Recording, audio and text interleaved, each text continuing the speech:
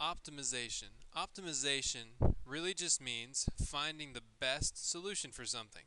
But it is important to realize that the best could mean a minimum or it could mean a maximum. If you think about some examples, it's really important for us to try to maximize productivity, try to maximize the profit in a business, but it's also pretty important to minimize the number of accidents or minimize the number of sick days that people have to use, different things like that. Or with our government, it's important to minimize the national debt or minimize loss of life when we're dealing with a military action. So maximums and minimums can both be optimal. Optimal just means the best. So let's look at this first example and see how some math actually relates to this. Let's say you're working for Habitat for Humanity and you're building a one-room house in Ranlo. Habitat does houses all over Gaston County. You have 48 linear feet of drywall. So we're just talking about the length, not worried about the height. What rectangular dimensions should you use to maximize the area inside the house? Well, the first thing you need to do is get some equations to work with. For example, if you think about a rectangle, just call this length and width. Now this rectangle may look nothing like proportionally the one we need to make. I'm just drawing one for some reference here. That 48 feet of drywall we have is going to relate to the perimeter. So 2L plus 2W is going to equal 48 linear feet of drywall. And we're wanting to maximize the area. So the area of that rectangle is going to be length times width. Now we're being asked to maximize the area, meaning we want to optimize that. Well, in general, in calculus, when we're looking for maximums and minimums, we want to look where the derivative is equal to 0.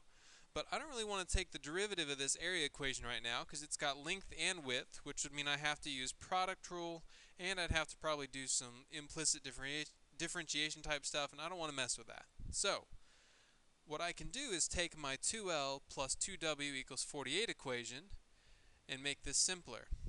So for example, let's solve this equation for 2L. So for L, I'll subtract 2W from both sides and divide both sides by 2.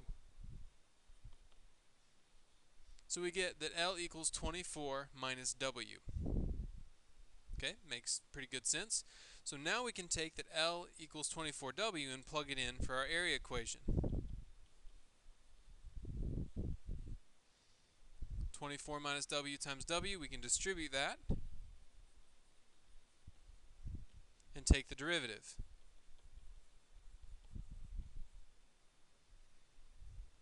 And we said that max and mins happen where the derivative equals 0, a critical number. So we add 2W to both sides, divide both sides by 2. W. So our width is 12. And now we can go back and plug this into one of our original equations. You can plug it back in up here if you want. Or these are both the same equation, just in different forms. So whichever one of those you want to plug into, you can. For me, it looks pretty easy right now to just plug that 12 in right here.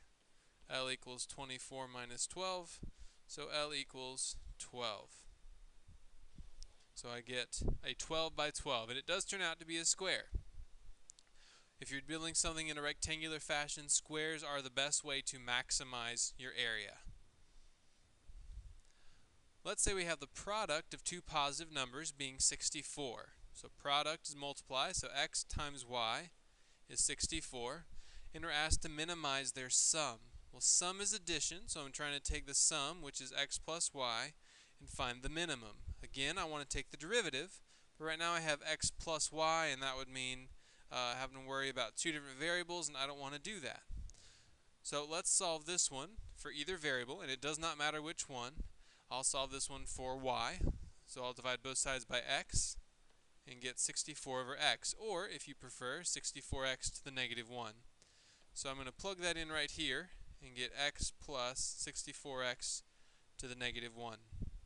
Now I can take the derivative pretty simply, get 1 minus 64x to the negative 2, and set it equal to 0. Well, I'm going to add this 64x to the negative 2 to both sides, and get 1 equals 64x to the negative 2. Or you can take that x to the negative 2 and move it down to the bottom here. We get 1 equals 64 over x squared. multiply both sides by x squared, and then take the square root. Now technically when we take a square root we should get plus or minus, but if we look back at the problem it told us that these have to be positive numbers. That's why I'm only working with positive 8. So I know x is 8, so now I can take this number and plug it back in over here, and I get 8y equals 64, so y equals 8. So x is 8 and y is 8. We get another square relationship, because 8 squared is 64.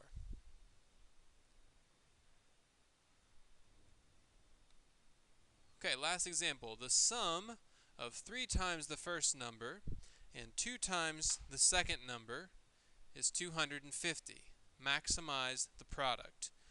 So the sum, that means we're adding, of 3 times the first number plus 2 times the second number is 250. Maximize the product.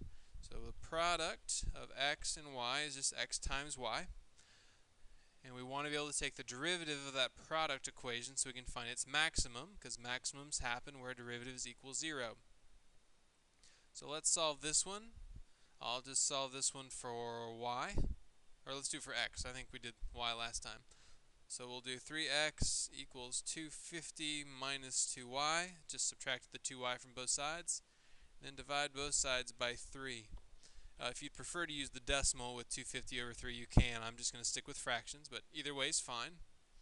And then substitute in for the x, 250 over 3 minus 2/3 y times y. Or when I distribute that, it's 250 over 3y minus 2/3 y squared. And then we take the derivative, giving us 250 over 3 minus 4/3 y equals 0. I'm going to add the 4/3 y to both sides, and then divide both sides by 4/3, and you get 125 over 2 for the y. So we have y. Now we need to find the other variable, so we're going to plug it back in our original. This 3x plus 2y equals 250. So 3x plus 2 times 125 over 2 equals 250. The 2's cancel, so we get 3x plus 125 equals 250. Subtract 125 from both sides.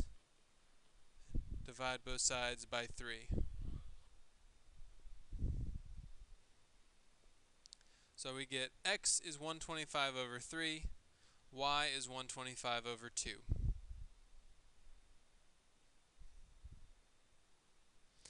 I do want to end by showing you just the steps we're taking. These are the steps for solving optimization problems. And if you look back to what we did, we followed these 5 steps each and every time. You start with number 1 and getting 2 equations. We usually got perimeter and area, or sum and product equations. Then you need to identify which equation you're trying to optimize. In other words, which one do they tell you to find the maximum of or the minimum of.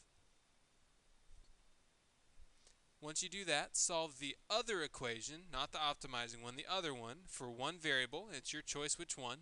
And then substitute the result into the optimizing equation. You never want to be plugging something back in the same equation it came from. That usually just kind of makes everything cancel out.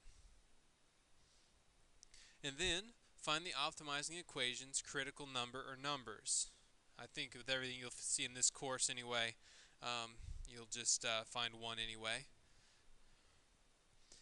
But remember, critical numbers are where the derivative is equal to 0 or doesn't exist.